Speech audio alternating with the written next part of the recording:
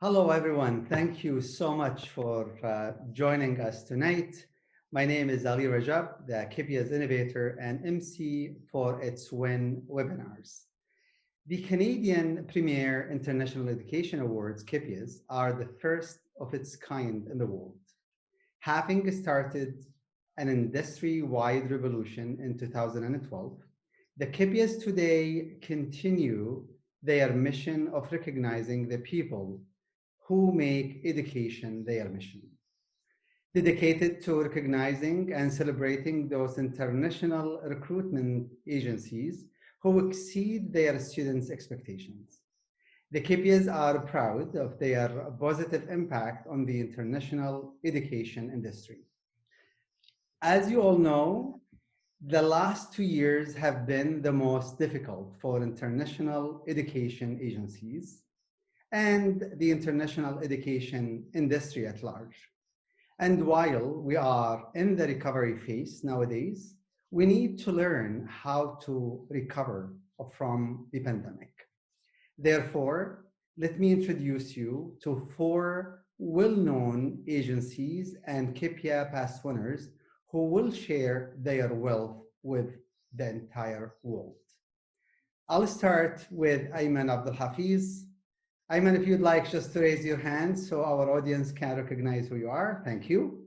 Ayman is the founder of and managing director of Sindibad Study Abroad in Saudi Arabia and Egypt. During the last 15 years, Sindibad, under his leadership, supported thousands of international students to study abroad. Sindibad is a proud winner of the CPIEA 2015 Silver Award winner. And thank you so much, Ayman. I really appreciate joining us tonight. And next is Felipe. Felipe, would you please just raise your hand? Thank you. Felipe is the managing director of Extodia, Colombia. He has worked in the international education industry for almost 20 years. He is also the current president of Annex Colombia. Extodia is a proud agency to have received the 3 CPIEA Gold Awards, believe it or not, including the 2020 CPIEA Gold Award winner, Agency of the Year category. Thank you so much for joining us, Felipe. And Angy, thank you so much for joining us tonight. For those of you who don't know Angy, Angy is the general manager and co-owner of Explorer Ecuador and Explorer US. Angy has more than 20 years of experience in the field, although she doesn't look like it. Explorer is a proud winner of the CPIEA 2015 Gold Winner, Agency of the Year category. Thank you so much for making it happen tonight, Angy. And Ivan, my dear friend, welcome. Thank you so much for joining us. Ivan is a linguist and a professor in Brazil.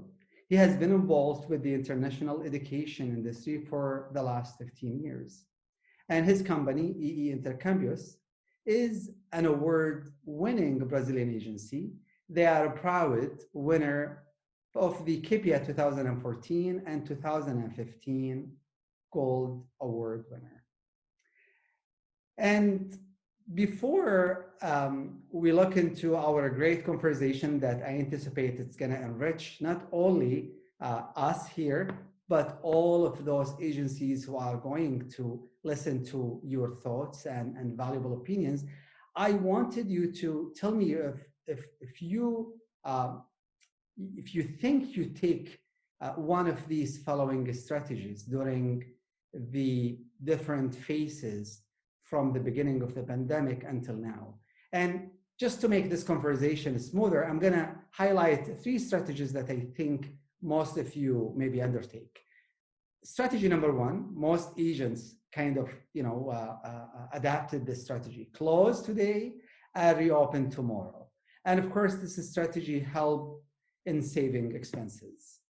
The second strategy is staying afloat during COVID-19. And of course, this strategy requires new approaches and maintain trust among clients and also employees. And the third strategy that I think agencies kind of adapted is new revenue streams. With this strategy, there must be lots of innovations. So let me ask you, each one of you, I'll start from Felipe. What strategy do you think is Extodia adapted during the pandemic? Thank you, Ali. Thank you for having us. It's great to be here and share with everyone watching.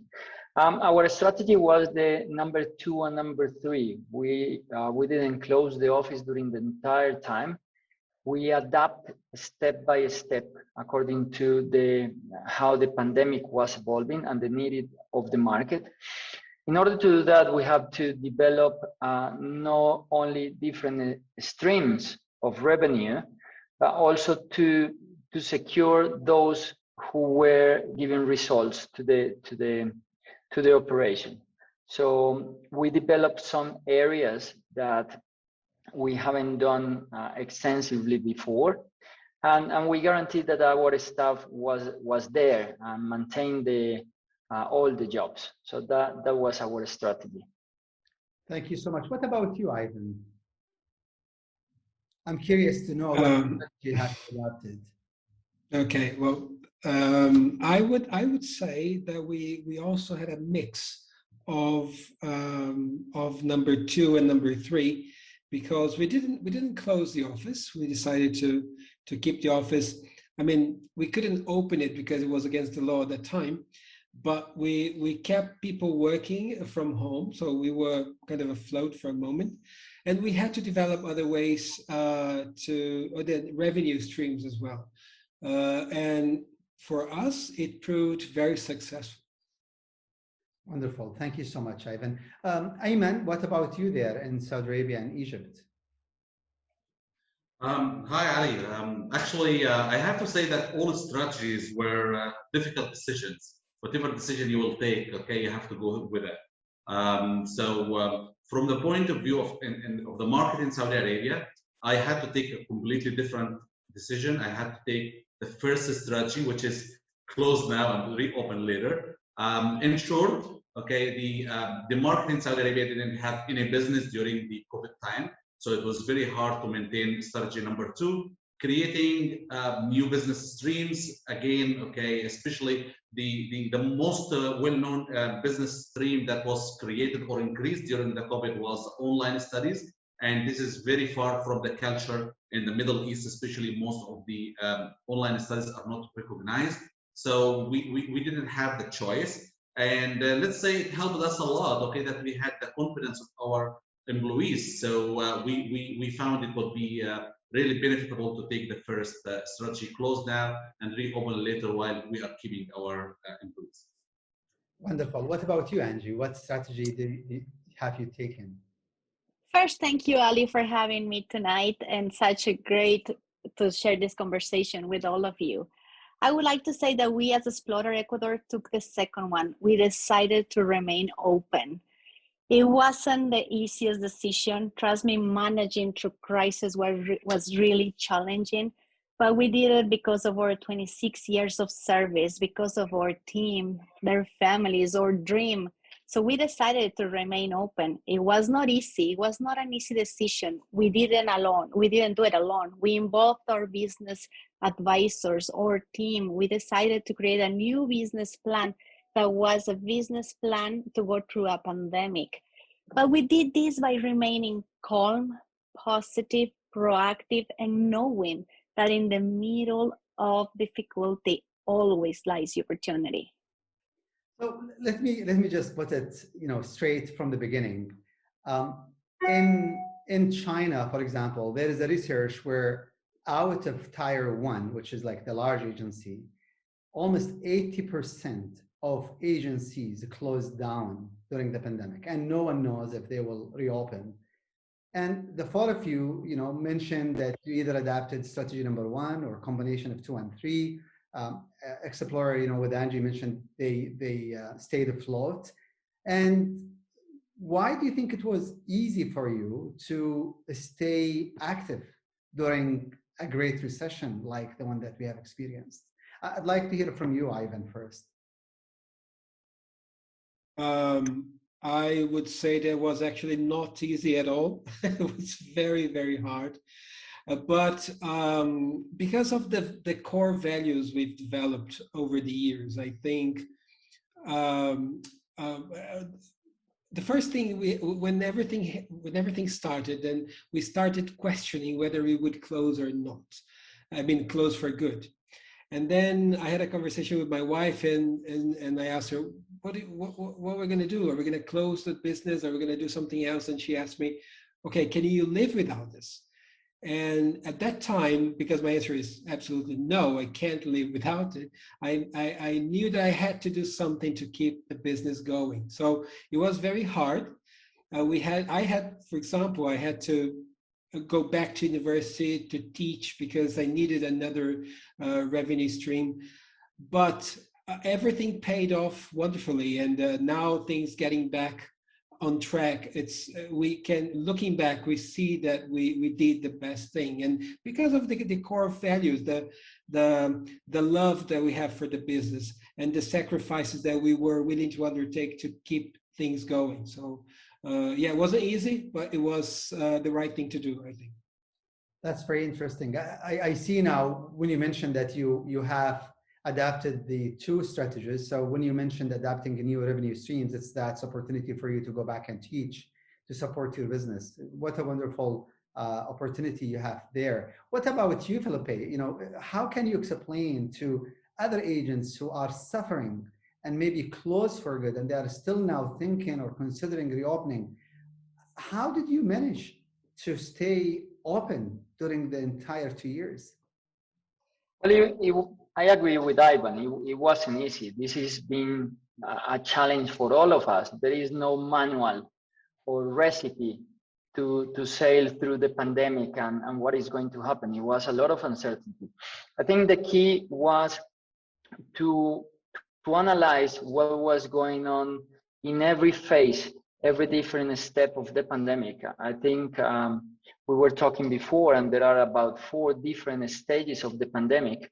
And the first one, everyone was anxious, everyone was scared, everyone was kind of thinking, what is going on? This is a 2-3 months thing, but we were always looking at the cash flow, and it was a combination between what resources you got, how long you have them for, and what can you do always to be one step ahead, which is very difficult to predict what is going to happen. What we realized was that the market was there, the students were there. It was a lot of free time for the students to research, to check. And we realized that changing to advice online, and then actually with that investment, we were kind of a little bit ahead. We had started before the pandemic. Then it was results. It was students wishing to study after the pandemic happened. And this was different from languages to higher education, for example. Higher education students are long-term students that are making decisions in 1, 2, 3 years. So we focus on those, and we look after our cash flow. We have to undertake some decisions with the staff that we are going to talk about this later on, but we didn't lay off anyone. On the contrary, we were very lucky, and at the 3rd or 4th phase of the pandemic, we had to hire people. So it's a mix. It was a challenge. As I was telling someone before, this is probably one of the cases of a study that in an MBA or any course, nobody will put it there, because all the variables were negative and moving in the wrong side. But we thrived to this. We were very positive. We have a great team that support the operation and believe on the strategies. We are still in pandemic, but we are in a good track. So when you say 4 phases, are we at phase 4 now in that scale? I think we are in 4th phase, starting the 4th phase in that scale. I think Yeah, we are nearly at the end, but we know what we are facing. We know what embassies are thinking. We know how we are moving. It was a lot of uncertainty. But before I talk, Felipe, with what we are about to do and what we are what the future look like, I'd like to focus on maybe a bit of what everyone did in the last 2 years. So to you, Angy, it is really fascinating to hear the different strategies that each one of you undertook during the past 2 years, and your approach was different. You took the second strategy, which is staying afloat, and you are the only one among our friends here. So the question is, Angy, would you do things differently if this had to happen again? Have your leadership and efforts made a difference for your agency to survive? Ali, I'm sure there are things that we could have done better. There's always room for improvement, but we are pretty happy with the approach that we took. It made us go through the pandemic, and we are here. We survived. Now that I can sit here and reflect on COVID, I can tell you that COVID gave us the chance to slow down. COVID gave us the chance to innovate, to renovate. Yes, we were successful before COVID, but honestly, we were quite comfortable. So COVID really awakened the lion in us. COVID made us stronger, fearless, hungrier. We know that we survived the pandemic, so we feel that we can do anything. Another opportunity that COVID gave us the chance to rethink about our agency, to update and upgrade. We knew the world was going virtual. We were going through the necessary changes on our own pace, but COVID really made us speed up. And I can tell you what a fascinating world it is. There's so many things that can be done. So that was another great thing and the opportunity that we saw during the pandemic. And lastly, we were through the unprecedented with our partners abroad. We had students stranded all over the world. We had desperate parents willing to bring those kids back home. We couldn't do anything. The borders were closed. So yes, those long-lasting work days, those sleepless nights, those stressful decisions, you know what? They're paying off now. So when you say our efforts made a difference, I can tell you yes. Now they made a difference because now the partnerships are stronger with our partners abroad. New doors are opening for the Ecuadorian market that we never thought we could open. Our clients, they felt supported all the way. So now they want to keep traveling with us. They want to keep recommending us. It was a clear example for our team. So I can tell you that we made our mess our message.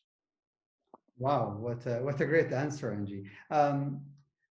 You are speaking of a comfort zone. If I would like to play the devil advocate here, if I am an agency who has no enough cash flow at the beginning of the pandemic, and they are thinking a bit of with lack of optimism, if they think this might be a year, I have $200,000 in my bank account. Shall I go and blow it away in rent and salaries, or just pull out and keep that money for my family and kids and pay for my own home mortgage or rent? Maybe because, and I'm not assuming, although I know you very well, you are from a very comfortable family financially. Do you think that is a playing role in making you relaxed when this all hit at the beginning and you were looking into things from an optimistic point of view? Yes, I would like to say that thankfully we were coming from successful years before COVID. That cash flow and cushion is what allowed us to continue. But we also did it for our 26 years of service, Ali. We did it for our dream, for our team, for their families. They were depending on us 100%. So yes, as Ayman said, we had the possibility, two clear options, either to close for good, that would have been probably the easiest, or to continue and fight for this. In Explorer being a family business, we got together and we said, we need to fight. We need to fight for this. We got everything. We got the knowledge, the experience, the team. So we definitely need to fight, even though if at certain point we need to put our own money to continue. Very inspiring, Angy. What do you think, Ayman? Your strategy was different, and you are the only one as well who kind of highlighted that strategy. One was your choice, close today, reopen tomorrow. Do you think it would be best if you have had adapted different strategy? Actually, Ali, I can't agree more with all what have been said from my colleagues here. I agree with Felipe that there is no such manual or recipe which every business or every agency can apply. I agree with Angy, okay, that there is always a space to improve your decision. Okay, maybe there was a better strategy to take. I agree with Ivan also, okay, that it's very important to consider the values, okay, that you have built inside your business while you are taking your decision. So back, okay, studying the situation for us in Saudi Arabia, we had, I believe, I still believe that we had no option but to go with strategy number one, to close now and stay and open later on. Let's say, okay, Saudi market have depended a lot on scholarships offered by the government for higher education, and the pandemic just hit Saudi Arabia or the world, okay, when this changed and the government started to hugely limit the scholarships for higher education. The market was completely depending on the language studies, okay, so students definitely they can delay their bookings and travel until after the pandemic. So we had no business at all in the market to do during the pandemic to depend on. We had no opportunity to create new business streams. Okay, and in the same time, we had the cash flow that we have, but we don't expect more to come soon. So we had to take the decision to use this cash wisely. Okay, to reopen back again and to support our employees. And of course, the expenses that have been always there, like rentals and the government expenses that didn't stop during the pandemic. So we had to keep this cash flow, and instead of paying, full salaries and so, and they continue without any income, we would end closing for good now. So I say, I'm so happy, I'm so satisfied with the decision that we have taken. And I believe, okay, that if you want to know if your recipe went right or not, okay, are you still in business today after the big boom of the pandemic has gone? Okay, are we still in business or not? We are still in business in Saudi Arabia. Our offices, we didn't close any of our offices. All of our offices are operating. Plus, we started new business streams like studying in Egypt, which have been completely new business stream.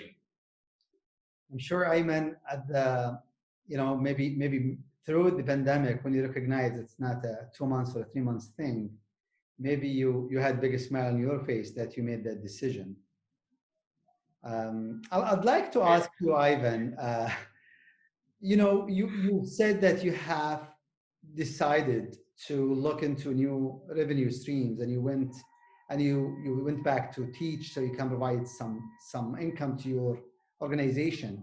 And I'd like to ask you, how did you manage your cash flow? How did you feel to receive an income from your teaching at your university and then paying your staff salary? That must be very difficult, as you are going through COVID. It was extremely difficult for many reasons. One reason is that although I love teaching, the agency was the love of my life, my baby. We started from scratch and we became very successful over the years. So at that time, going back to teaching was like stepping backwards rather than forwards, and that was a bit frustrating. But and then of course, but that decision had to be made, because at some point, if we hadn't taken that step, we would have probably to dismiss our employees. We have, because we are a small agency and we have a few people working with us, it was possible to keep them with us. But I have to say, in some months, all the income that we got was to pay our employees, and we had absolutely nothing left. We went to a very low point at some during the months looking back. However, not only did we do this, but we also had to adjust things in the office. For example, our employees started working part-time. So we agreed with a lower pay, so we could keep them and keep the office operating, and of course something that we would be able to raise, the sort of money that we would be able to raise and keep the salaries going. So it wasn't only one thing, but a number of things that took place so we could keep things going. But I have to say, looking back, it was a great thing. It saved the day, I would say. But it was quite frustrating at that time. You have to kind of swallow your pride and do the right thing for better days in the future. That's really significant. Felipe, your strategy requires lots of cash flow management, and I'm really curious to know if you are satisfied now with all the decisions that you have made regarding cash flow management. Yeah, absolutely. Ali, first I would like to clarify that when I say that we have different revenue stream are related to the business, not outside the business. So it means online courses and that kind of things. Cash flow was the key for survival. Not only cash flow, but the way that we think and the way that we act and how we plan our strategies. But cash flow was the fuel that was moving the operation. So in terms of cash flow, it's very important to know how much you have, how much you will get, when you will get it, and how you will get it. Because then you can plan for the future. You can determine if you have cash flow to cover your expenses for 1 month, 2 months, 3 months. All your decisions will be linked to that cash flow. During the decisions, we had to put down salaries for a period of time, and we get a loan to finance the business. Our approach was a bit different. It was more like Angy, and it was like, well, let's think what is going to happen and let's invest. We, contrary to what everyone have done, we increased our marketing budget. We did not decrease it. We increased our promotion, and that paid off. And we are very happy to say that we grow during the pandemic. That's very unusual, and we are very lucky. But it was a mix between the cash, the team, and the strategy. We have to manage cash flow during the pandemic, before the pandemic, after the pandemic. If you are listening to this and you are the owner, this is my point of view. This is not a rule. But if you are the general manager of your agency and you do not know how much you spend, how much you got, how long do you have this for, then you have a serious problem, because you cannot plan your investment or downgrade your operation or your cost or your overheads depending on what the structure you have. So it wasn't easy.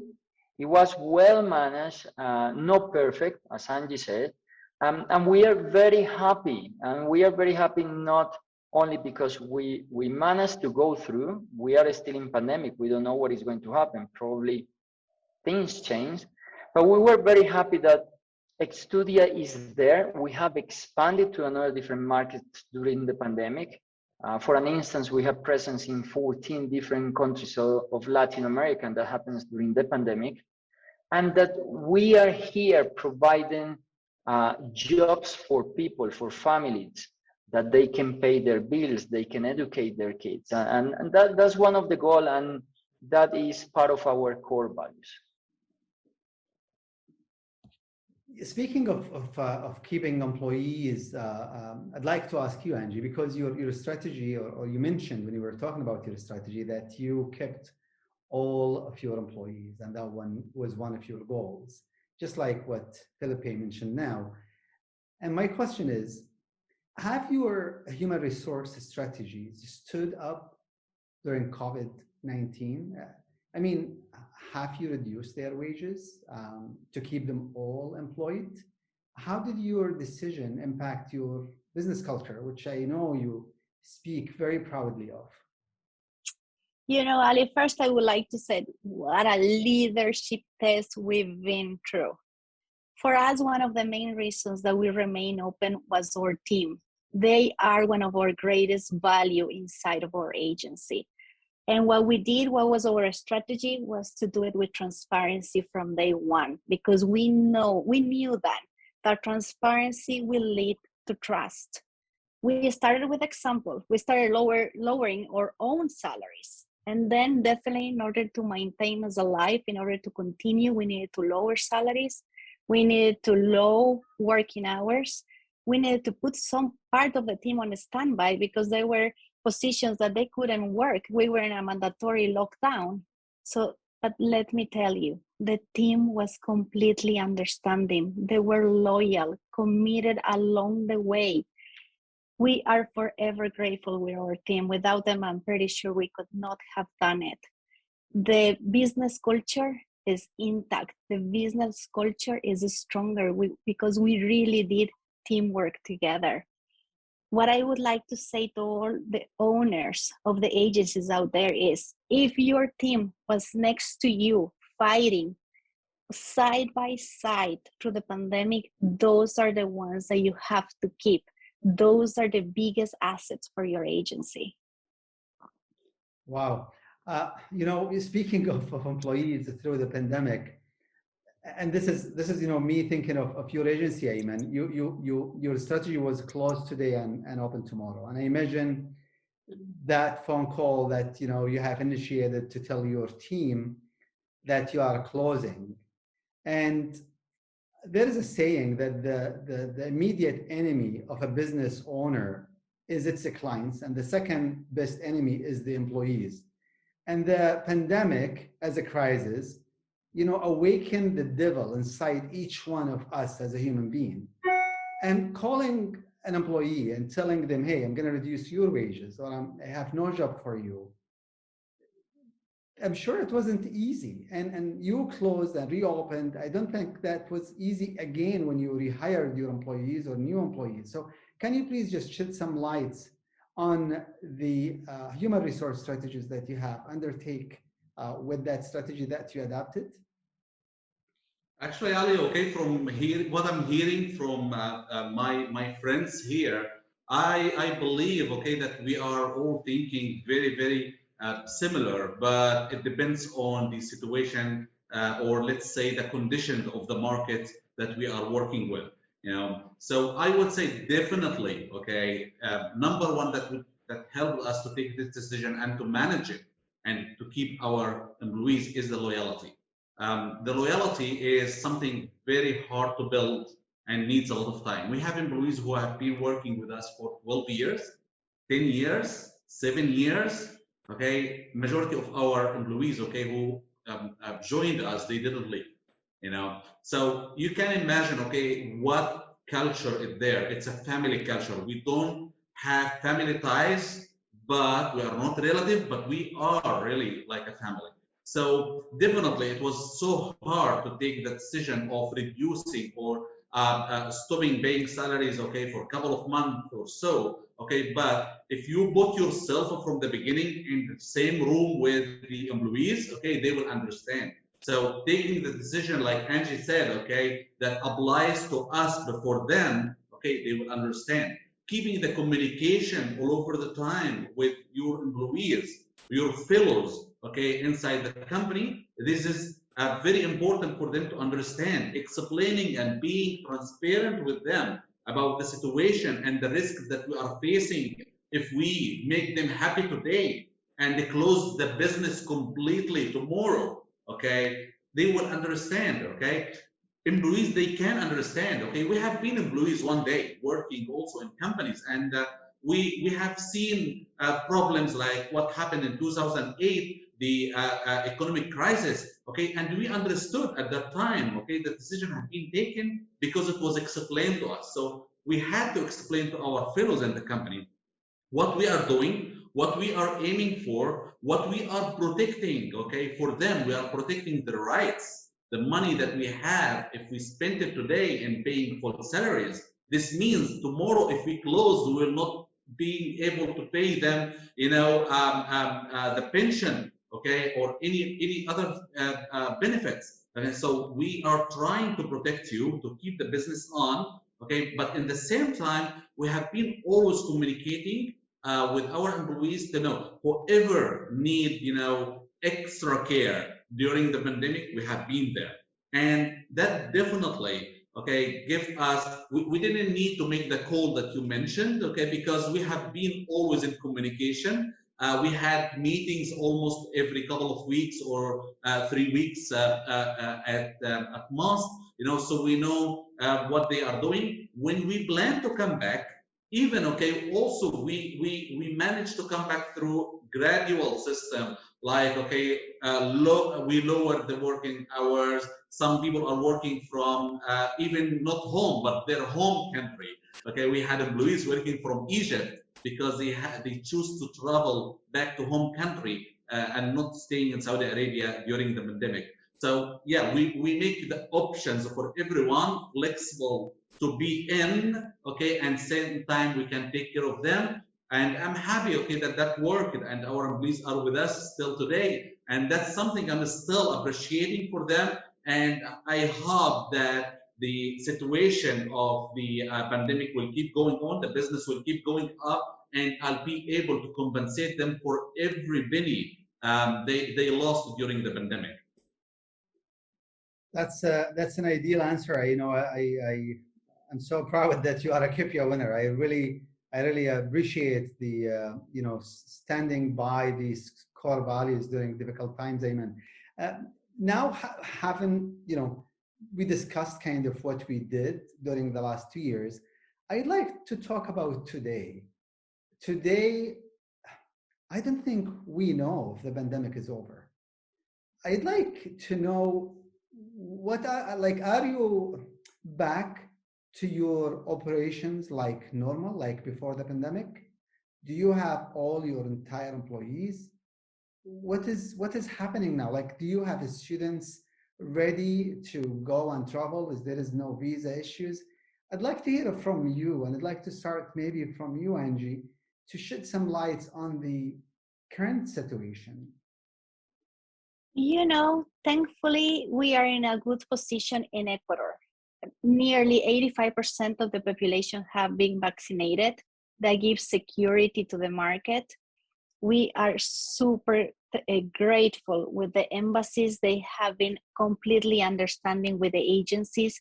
Embassies are being proactive. Visas have been granted. We have had any issue in regards of visas issue in our country.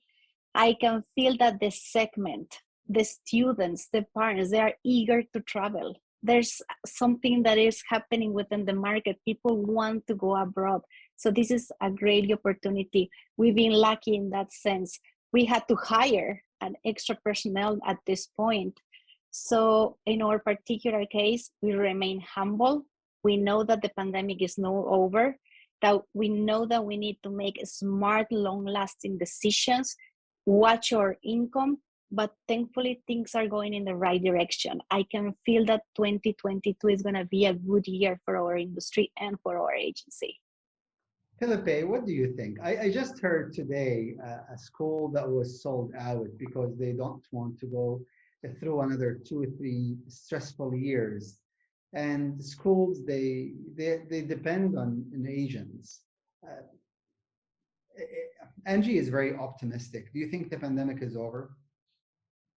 I don't think the pandemic is over, but I am optimistic as well. I think nothing will change the experience of being in a classroom, regardless what the course is.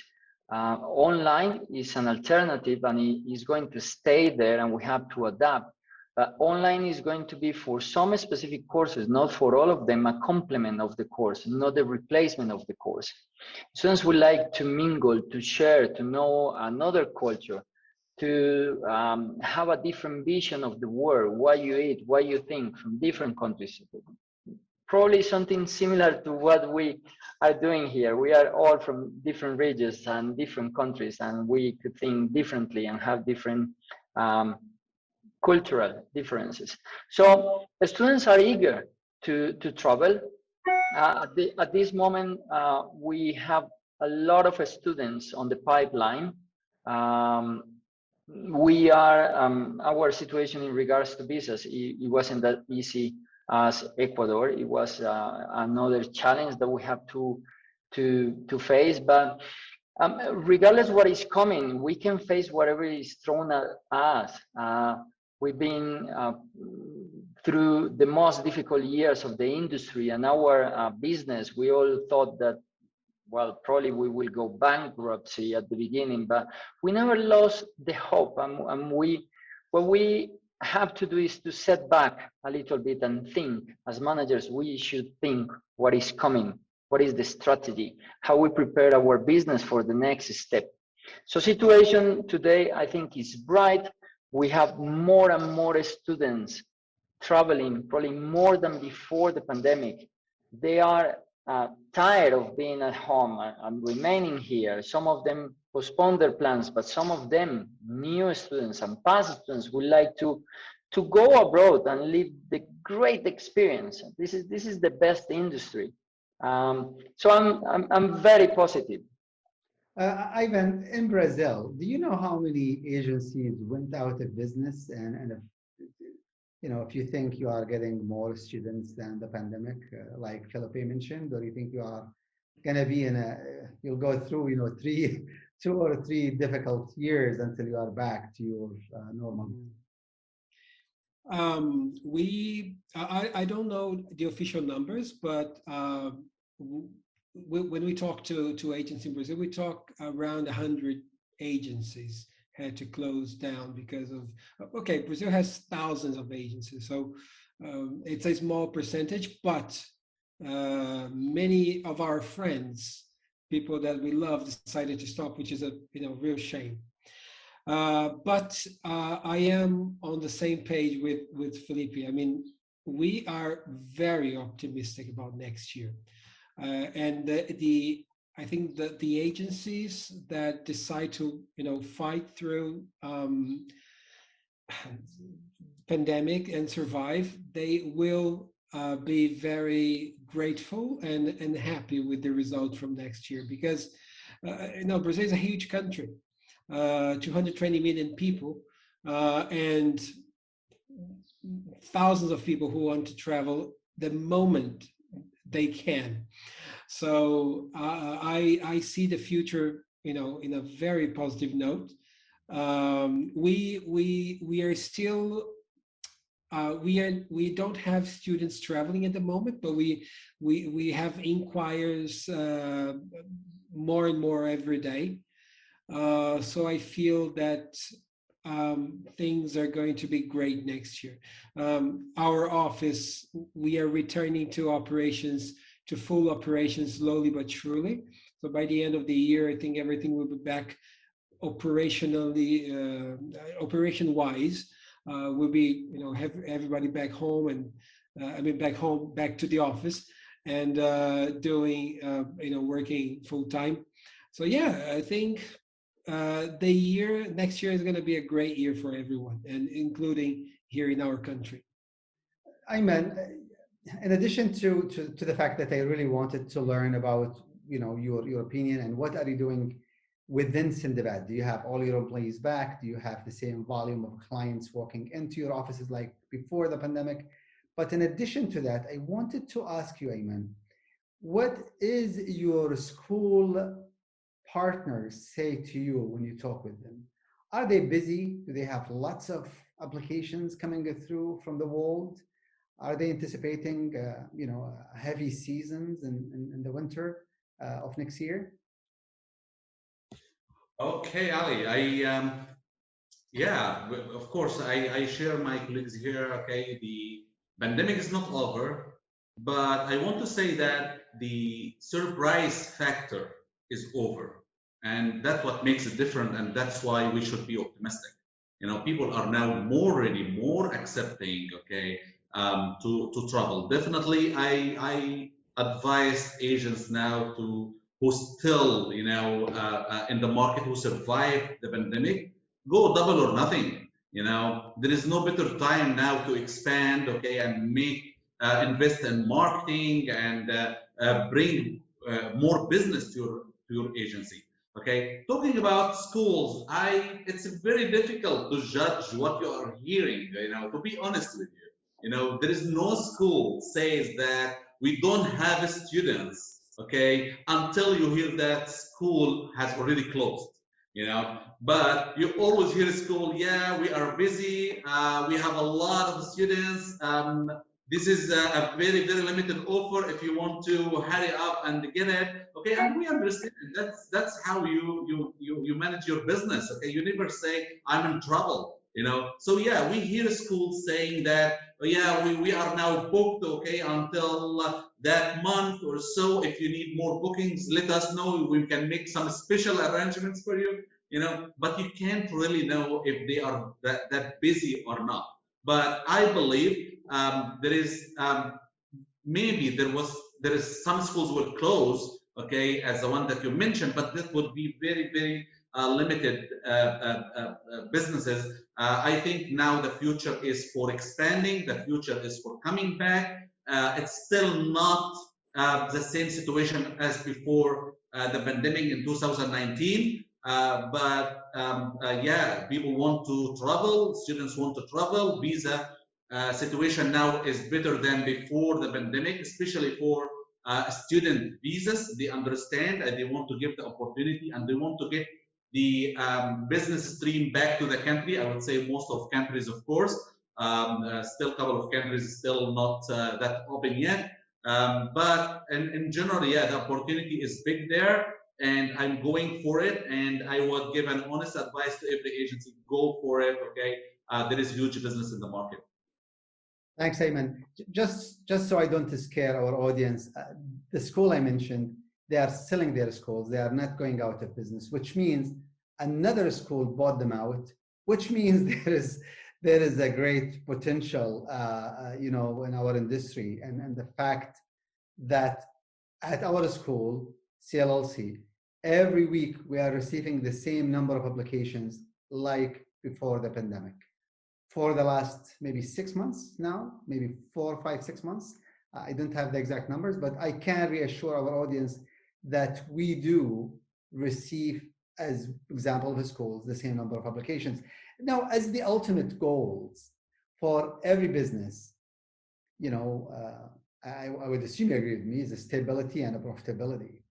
And regardless of all the different strategy type that you have undertaken during the pandemic, the fact that the pandemic throws the entire world into a great recession.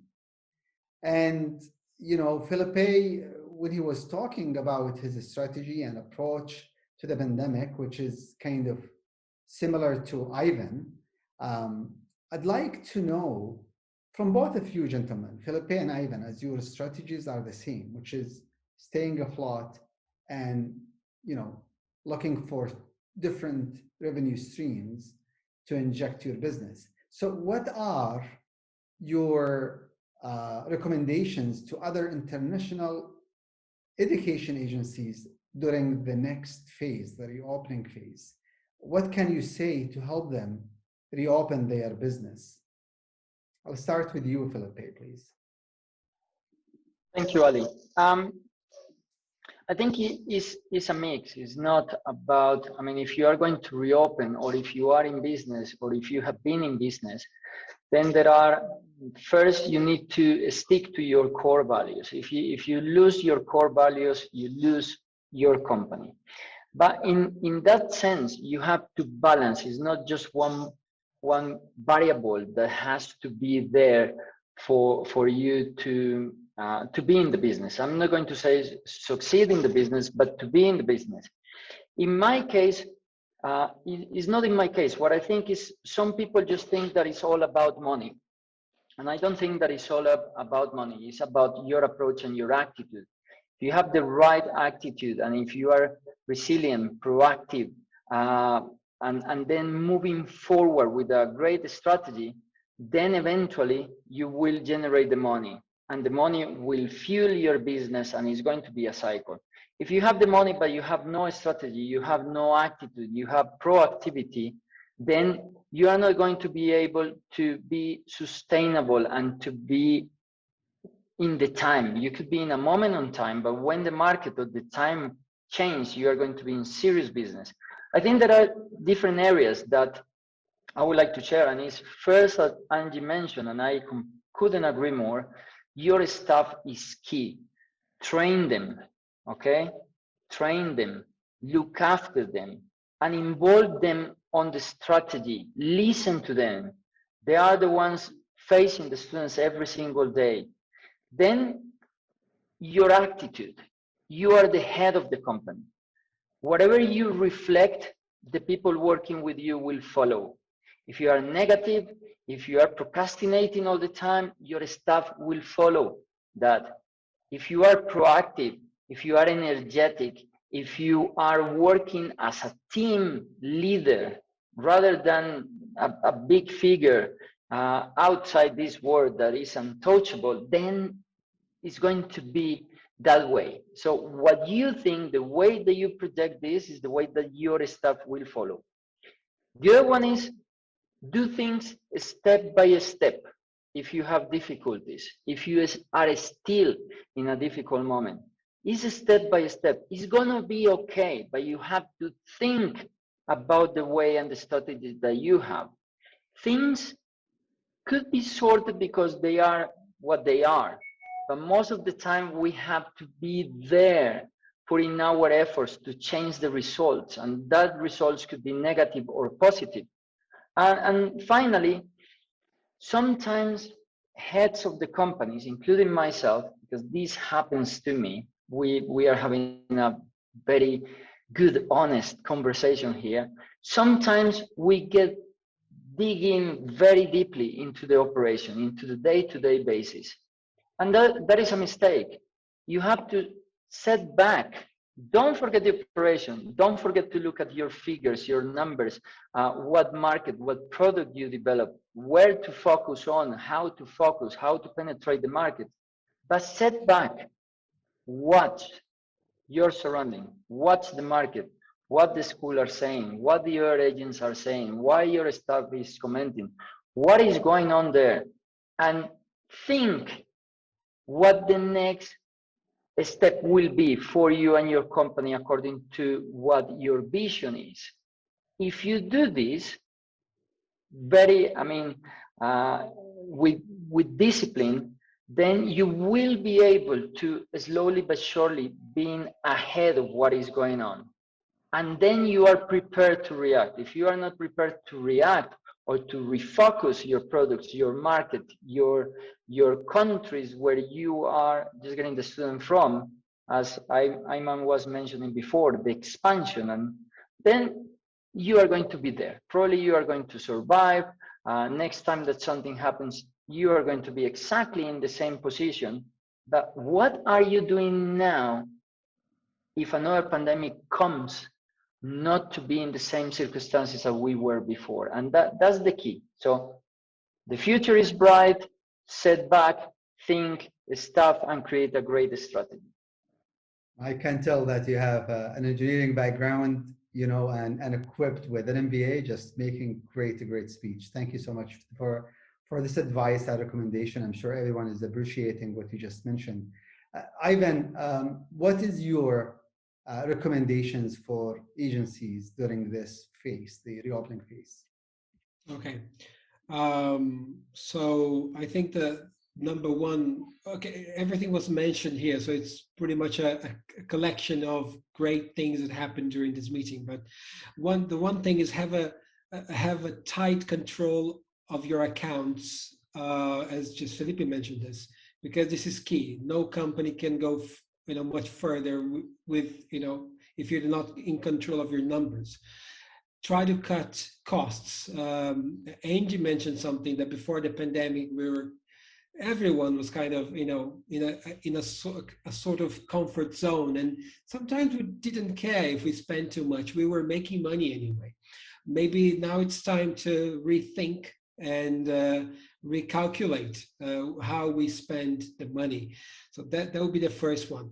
The second one would be learn from the experience. We've been through this horrible time, but so much can be learned, so much can be applied into our lives.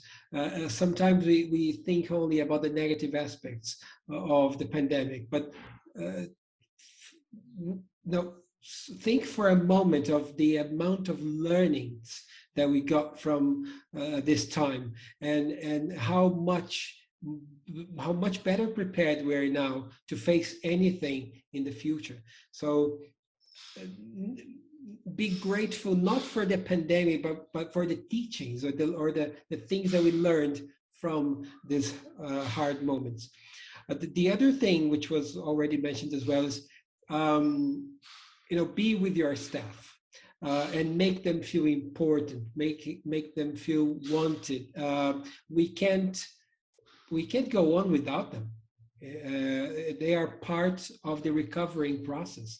So it's time to show and appreciate their efforts. So this is something really important. And the last one, Felipe has just mentioned as well, be very positive. And why I think we should be very proud of what we do. Some people say that education is one way to improve the world. And I would rephrase that and say that education is the only way to improve the world. So if we believe that, and we are in the educational business, remember that hard times, just as good times, they are fleeting, they will go. But the effects of education, the effects of what we do to other people, other families in our countries, will last forever. What we are doing is shaping the world. So it's important to keep strong, although it's hard, but to be optimistic, because the future is really, really bright. I don't know what to say here. I always say when Ayman talks, we have to listen. He is such an amazing professor, a linguistic, and we are lucky to have you in our industry. And the CPIEA is proud to have a great panelists like you, all of you. And I'd like to just reflect on what Felipe and Ayman mentioned when it comes to team and staff. And I always believe that a great leader is the one who has the ability to handle workload and stress. But after the pandemic, I believe great leaders are those who have the ability to handle stress and uncertainty. And I think, as we all kind of mentioned, the pandemic is not over, but we know how to handle the stress and the uncertainty moving forward. And I'd like to hear from, such optimistic person like Angy, what is that one spectacular reason that you think it helped you and you would like to tell other educational agents so they can learn from your experience? One spectacular thing that you think is great advice for everyone. A lot of things have been already said, but I would like to say be resilient, be bold, have a clear and a strong purpose, because with a clear purpose, you're going to attract the right talent and the right customer for your agency. Innovate your business plan if you haven't done it until today. Your agency cannot be the same one before COVID to today. The industry is changing. The segment is shifting. You need to keep up with the new trend and take your agency to the next level. I know it's scary. I know it's a lot of decisions, but you can do this. You survived COVID, so you got this. I think we're reaching the point where we are going from surviving to thriving. Wow, that's a great advice. Thank you so much, Angy. I really appreciate it. Ayman, what is that one ethical thing, one ethical piece of advice that you think other agents would really appreciate to learn from you? Ali, first I want to say really thank you for joining me in this panel, because I'm learning a lot. Okay, it's not our audience who are learning. I think I am learning, okay, from my fellows here. And even if I had, okay, some shared opinions, okay, and the values, they tell me that I'm thinking right. We are, yes, that's the right way to go. So thank you very much for that. I would say, okay, since the beginning, since we started Syndibal in 2009, I have been considering two values in my mind all the time with our clients, with our employees, with our partners: honesty and professionalism. And what really helped us to go through the pandemic, keep our staff, and also keep the good reputation, although our agency was closed for about 8 months, our doors were closed. However, we don't feel that really hurted our reputation when we came back and found that still, okay, the trust is there from our clients. What helped us to bring our employees back was the honesty. Honesty, okay, makes people believe in you. And sticking to honesty is not only an ethic that you should expect to be rewarded in the other life, okay, or just you are doing that because you are religious or so. You do that because you want to be successful. If you are going to be honest, okay, you will be successful. And that's how we earn the trust from our employees and from our clients, and definitely helped us to stay there. We trusted in our employees, we trusted in our clients, okay, and what we have done through more than 12 years, and they trusted in us, and they have been resilient, as Angy mentioned, okay, because of the trust in us. So they have been patient, they stayed with us, and they came back when we said, yeah, let's go back now, the time, okay, that we can do business and bring the business back. That's amazing, Ayman. Thank you so much. And what a great discussion, my friends. You absolutely demonstrate the slogan of the CPIEA, leading agencies to help shape the future. And with this, I thank you all for your time. I'm sure that many business owners will benefit from your experience, not only the international educational agencies and our industry. I wish you all the best. And for those who made it to the end and are still hearing me now, thank you so much. You are absolutely great listeners. For you, please type your comments below. I will be happy to read your comments, and I look forward to having you joining the CPIEA elite agencies. If you did not apply yet to be part of this top-class educational agency panel, please check our website, CPIEA.com, and apply for the CPIEA 2022. The registrations and nominations will be closed on December 31st of 2021. And if you watch this video after that date, you can apply for the upcoming years. Again, more details about the CPIEA can be found in the comments below this video. Thank you so much, and I wish you all a great 2022. Thank you, Ali. Thank you. Thank you. Thank you.